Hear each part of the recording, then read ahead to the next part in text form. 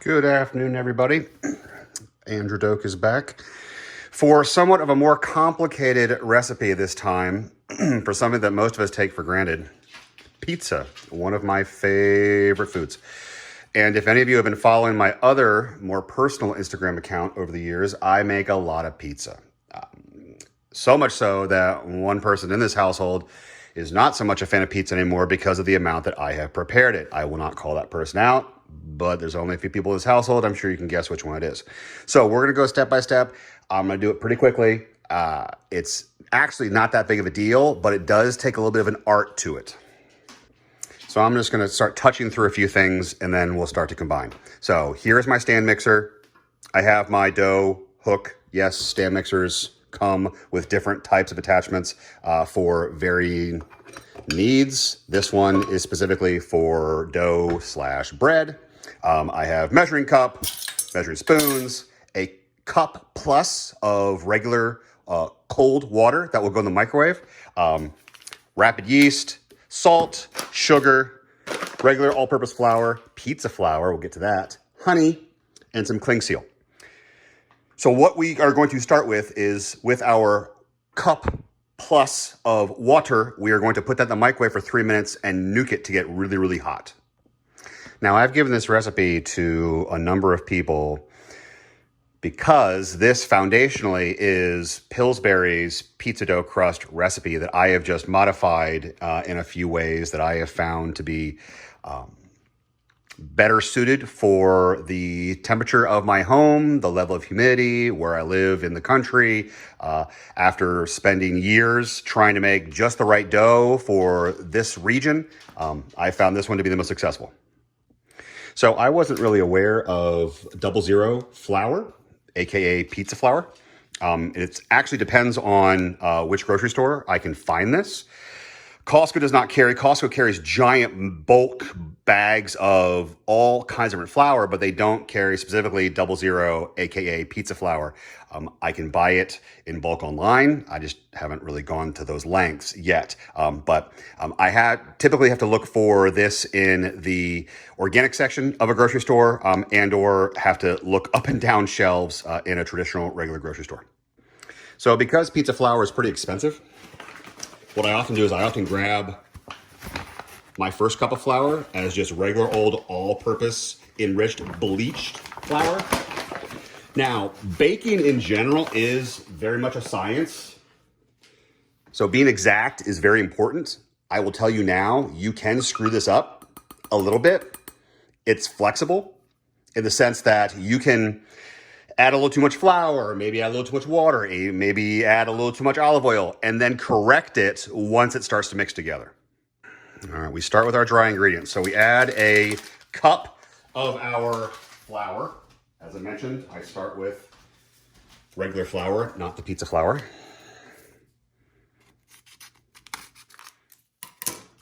We're going to add our yeast.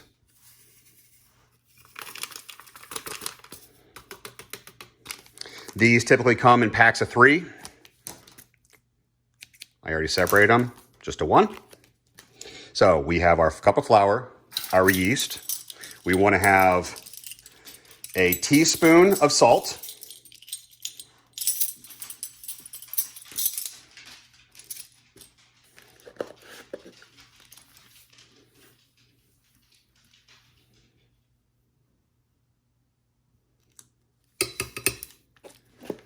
And a tablespoon of sugar. Nothing fancy about my sugar. Nothing fancy about my salt. Now, there are purists out there that will only buy the end-all be-all best, and I have no problem with that. And I've tasted their pizzas, and they are delicious. But I've also tasted my pizza, and my pizza's delicious. And I'm using generic sugar. All right, let's ding our mixture a little bit. Stir it up.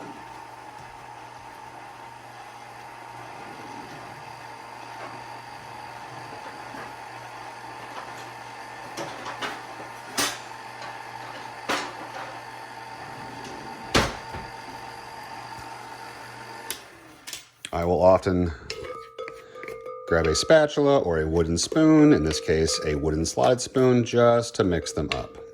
Okay? Fun. Let's go check on the water. Water's doing good. Now let's add our 3 tablespoons of olive oil. 3 helping tablespoons of olive oil. Okay. Now, that's the last thing that I'm really going to measure aside from the quote-unquote cups of flour I'm going to add to it. So I'm using air quotes because I tend to eyeball that typically just on texture and feel. So you'll start to see that it gets a bit gloopy. I'll zoom in a second. The microwave's still going. You can probably hear that in the background too. But see how I'm getting kind of clumps? So it's sort of kind of coming together, but still somewhat loose. Sort of kind of sticking to, but not really. It's almost like making a paste. We're waiting on the warm water to add to this so that we can really activate the yeast. All right, the water's ready.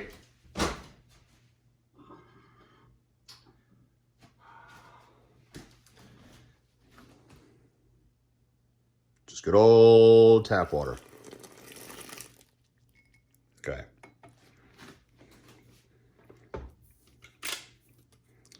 Lowest speed.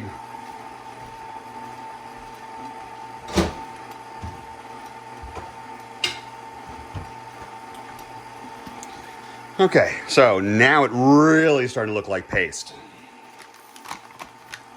And then what I'm going to do now is I'm then going to grab a cup of my 00 flour, aka pizza flour, and start to really get things moving.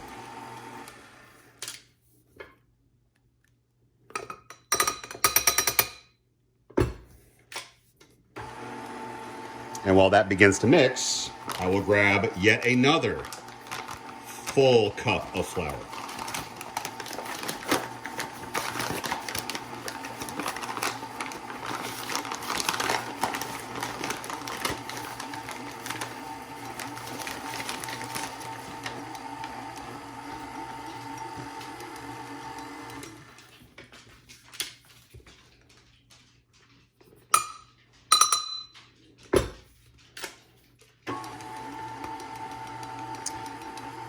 And now we turn it into a malleable, soft, very warm dough. And we might have to add more olive oil.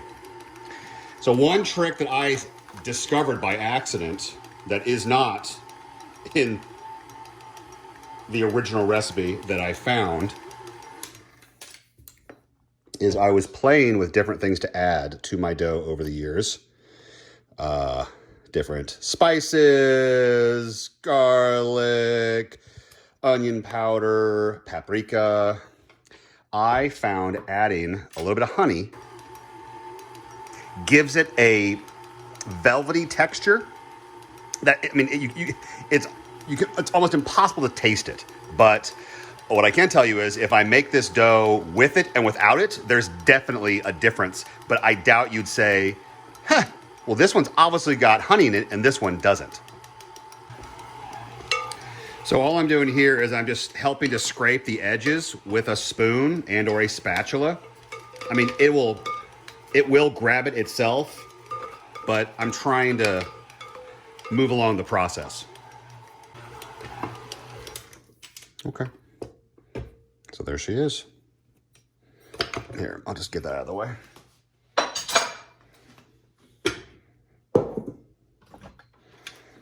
And we will move this out of the way too.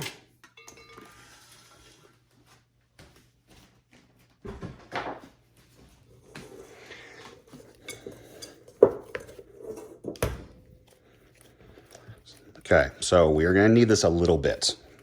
Okay. So this is what it should be doing. A little elasticy, warm to the touch. I am kneading it on a clean, dry surface. And frankly, this is done by feel. I know there's lots of people that argue that if you do it too much, you mess with the gluten and blah, blah, blah, blah, blah. Yes, I understand. So I am making a ball where I'm pinching the bottom. Okay. I am not adding olive oil to the bottom of my bowl, but I am putting it back in. Cling seal. Well used cling seal.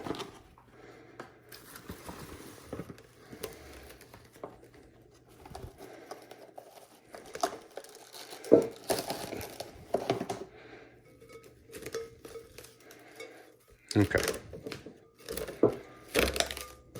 Alrighty. Now, this sits in the bowl, should double in size. It absolutely will more than double in size, particularly if I leave it in there for a couple of hours.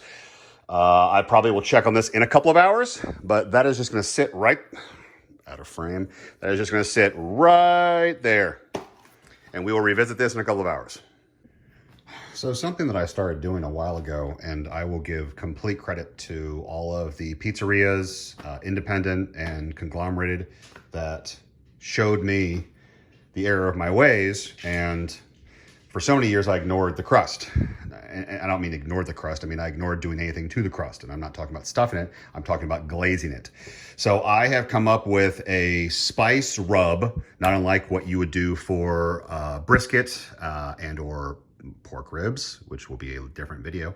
But I take and create my own rub that I am then going to, once the dough is ready and the sauce and the cheese and everything is constructed, I am going to glaze the outside of the exposed dough with some flavored olive oil, and then I'm going to take my combined rub and glaze the outside so that when it bakes, it brings another level of flavor to your slice.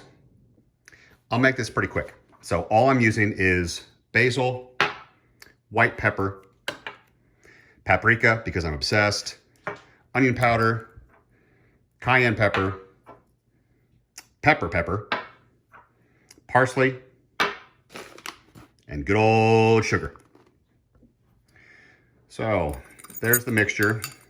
And yes, I apologize for those that cannot stand the sound of metal against glass, but here, there's the in-between mixture. Okay, there's the non-scratchy. So this is going to be literally sprinkled around the edge of the crust once it is constructed. So we'll set that aside and come back once our dough has doubled in size. So something else that I discovered after throwing away multiple pizzas for being frustrated with them sticking to the actual pan, I have used spray, I have used oil, I have used different kinds of oil, vegetable, canola, olive oil. I actually also have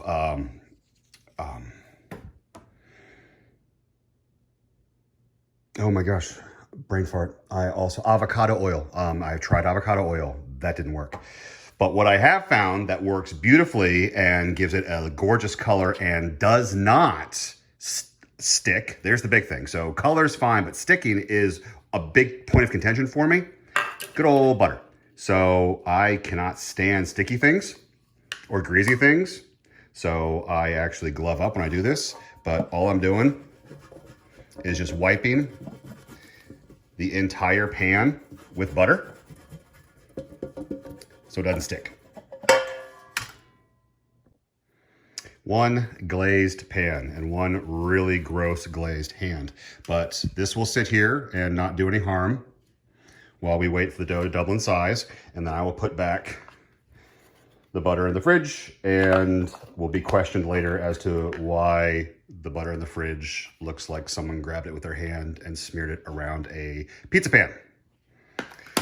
My bad.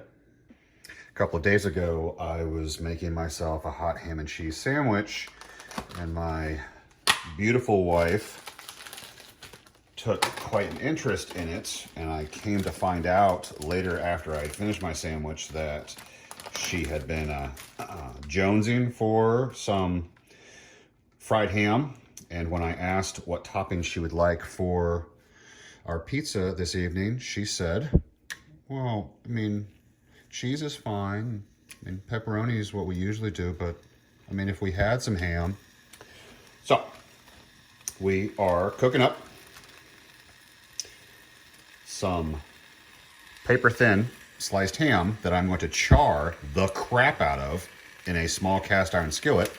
And then once it's nice and charred, I'm going to chop it up, pat it down, and use it as our meat topping for our pizza.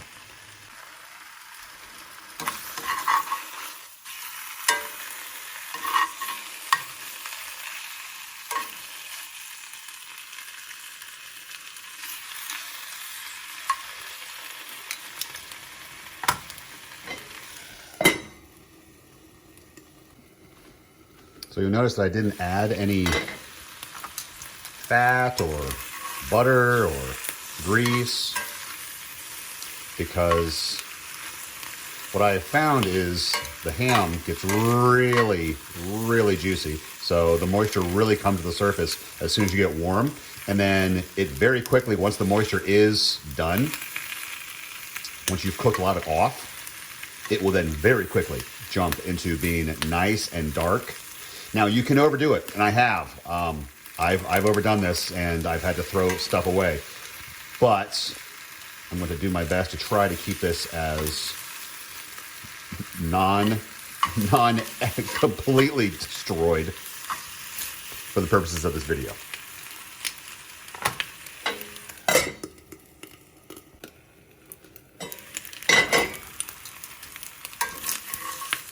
There we go. Oh, we're getting there. Nice and charred. All right. So I was covering it to try to draw out the moisture. I'm no longer going to cover it, and I'm now going to dry it out a bit. Now I'm in the process of, since I've drawn out the moisture, I'm now going to cook off the moisture and get it very, very close to then chopping it up into small pieces. That should do it.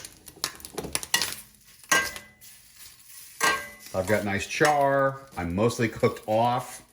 It isn't, you know, a chew toy. And I make that reference because of the dog that we have, and the dog's chew toys can sometimes look like that. All right, that's very hot. Okay. So we're gonna rough cut this. I could be a lot more uniform, but that's no fun, because what's gonna happen is, so these are gonna become the bits that go onto the pie. Now by doing it before I start to construct the actual pizza, this gives us an opportunity to cool down a little bit so you can actually handle it with your bare hands, so that as you start to add this to your pie, you find big chunks and pieces. It won't burn your hands if you rip and tear them in half. Ta-da. Charred ham pizza topping. All right, we'll let that cool. Okay, let's construct. We've doubled our size with our dough.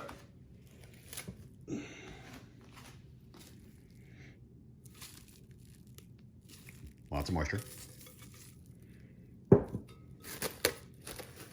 So we are peeling off the plastic. Oh, it smells amazing. Good night. And so you notice how I even had, so I made my ball, but I must have had a gap, so it kind of stretched there as it grew, which is not a big deal. So now remember how I said I'm not adding olive oil to this? Didn't need it. So there's my dough.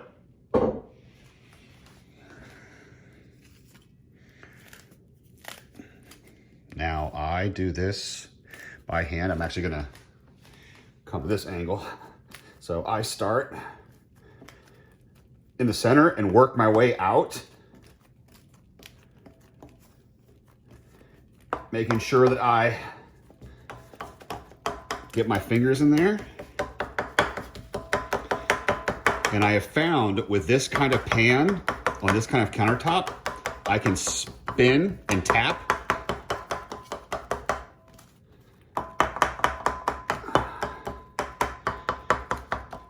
There. I'll be right back. And there we are. A couple of minutes ago, I actually made a red sauce for some cheese tortellini. And normally I add meat to my red sauce, but my wife reminded me that I did not add any meat to this sauce, but I did add a bunch of fresh garlic and big old chunky tomatoes, as you can see here. So I will also cheat when I make this. I will use store-bought sauce. I have tried a number of different brands. I've tried, well, I mean, you name it. You name any grocery store brand, I've tried it. And my favorite is Cascones.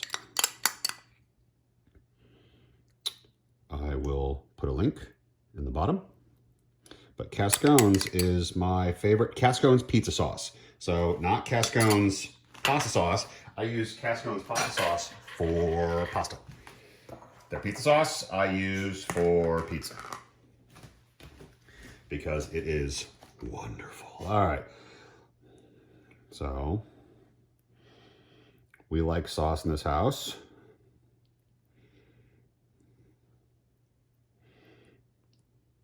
Okay, so there we go. Let's get the big chunks away from the edge.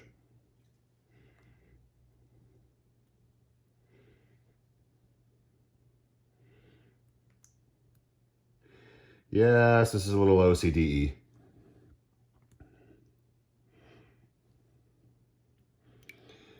But even though this is an instructional video, this is dinner tonight. So I'm going to do it the way that I normally do it, because I'm also going to be eating it.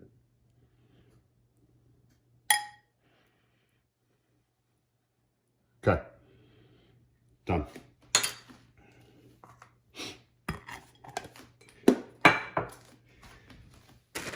Nothing wild and crazy about the cheese. This is low moisture part skim mozzarella shredded.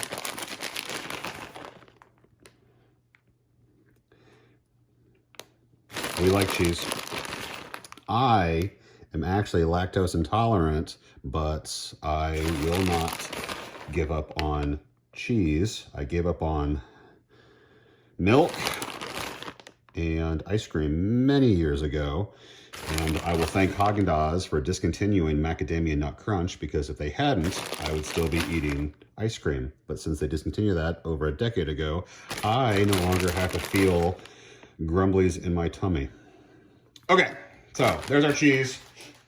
There's our sauce. Here comes our ham. And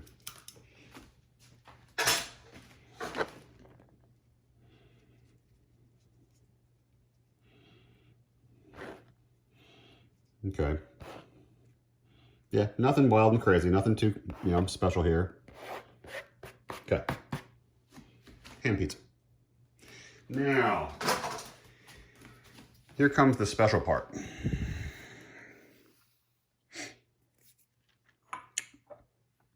I put a link in the description. This is heavenly olive oils and vinegars. These are infused olive oils. This we're using today is a Tuscany herb, which is delicious. So all I'm going to do is I'm going to take my brush and my olive oil, and I'm going to just glaze the very outside of the crust.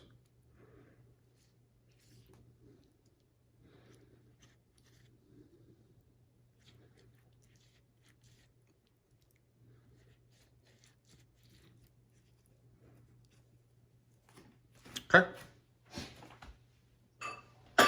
I am now going to take the dry rub that we made earlier.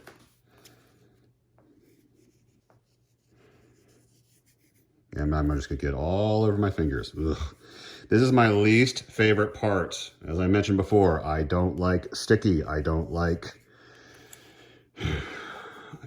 it. I cannot believe that I'm actually touching just raw sugar. Ugh. I immediately want to wash my hands because this is making me borderline physically sick. But that being said, this is the only way. I've tried to blow I've tried just to spit. It doesn't work. This requires, unfortunately, very much a human touch. And kind of what I said earlier in the video, there's an art to this. Like I said, my friends and family will attest to the fact that this, after lots of trial and error, is amazing. Now, let's not forget that I also added a little cayenne to this. So I absolutely will need to wash my hands immediately after I'm done with this, because if I don't, and I just keep on going, and I happen to scratch my eye, I will blind myself. No, thank you. Okay. Sauce, done. So the pie is ready to go in the oven.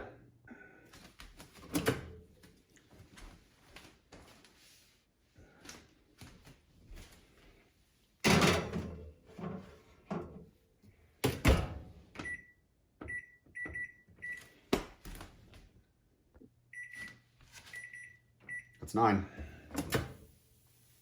Oh, wow. Oh, wow, she looks great. Okay, so let's get a little broil. Still at 425. But now we are going to really put some char on top of this ham.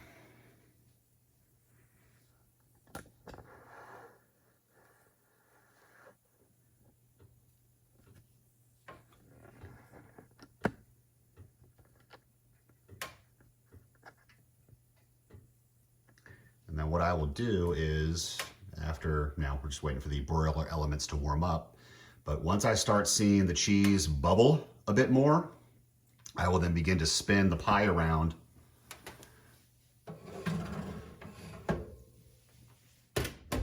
for different sides. There we go. When you can see the heat element in the glass, behind the glass, that's when you know it's time to crack it open, take a look.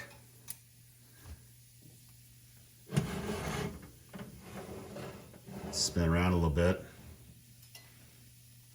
A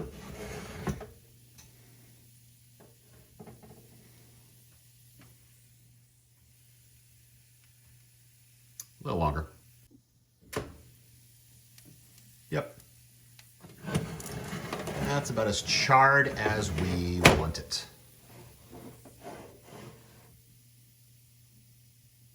Okay, there's a little bit of moisture that can come from the ham,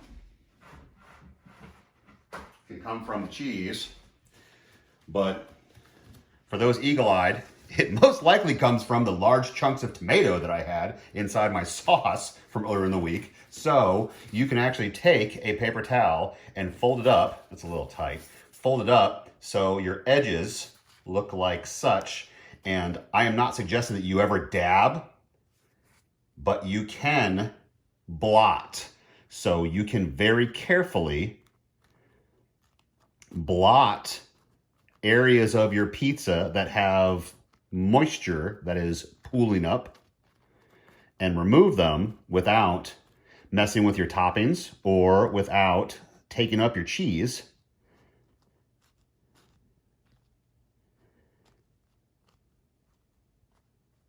Again, this is very OCD stuff. You can let it just get reabsorbed once it cools. This is me just being very, very, very specific. So I had an amazing spatula that was silicone, and I snapped the handle on it a while ago, and I have not replaced it. So this is actually a pie server. And this is a giant spatula that I use for my grill. So, by using metal on metal, mean a metal pie server and a metal pizza pan, do I have scratches in the bottom of my pizza pan? I do. Am I okay with that? I am. So I'm very carefully going to get my spatula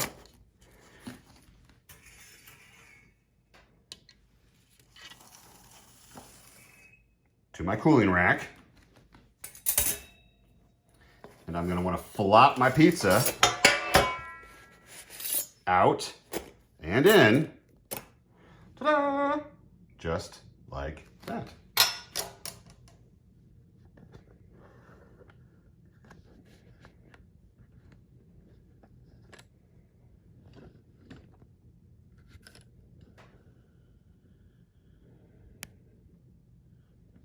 Yum.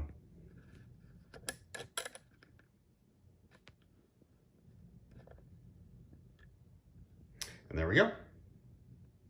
So now I'll let it cool for a second. So one thing that I also do, so I kind of get this stuff out of the way, is I will check the, now we're done.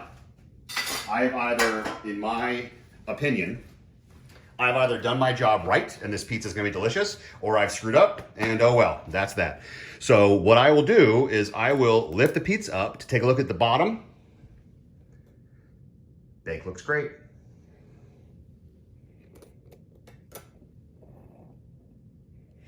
And in about 5 minutes, I will take it off the cooling rack and we'll cut up and then we'll have some pizza.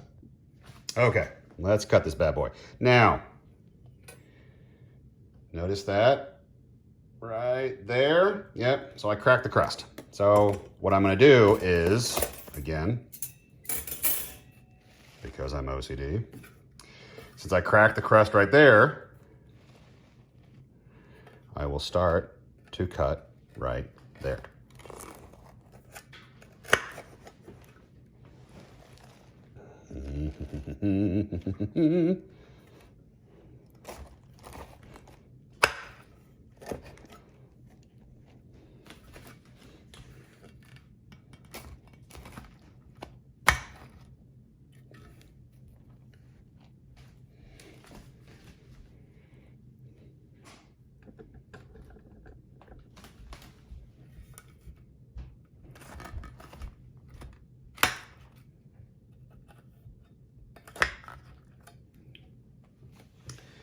And there you have it.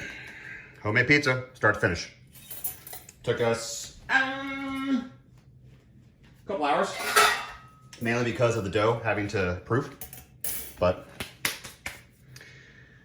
I hope you now enjoy making my version of a whole lot of other people's pizzas at home.